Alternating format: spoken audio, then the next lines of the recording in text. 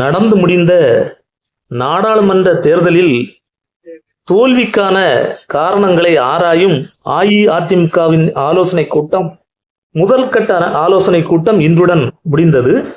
அடுத்த கட்ட ஆலோசனை வரும் 24ஆம் தேதி முதல் அடுத்த மாதம் 5ஆம் தேதி வரை நடைபெற உள்ளது.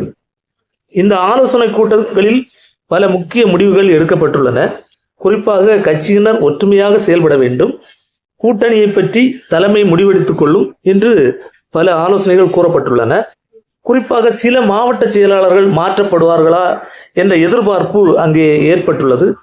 எந்த அளவு நடைமுறை சாத்தியம் என்று தெரியவில்லை. அதே போல சசிகலா அவர்களுடைய அந்த அஇஅதிமுகவை ஒன்றிணைக்கும் அந்த பிரச்சாரம் தென்காசியில் தொடங்கியது. ஆனால் அது பெரிய பரபரப்பையோ எதிர்பார்ப்பையோ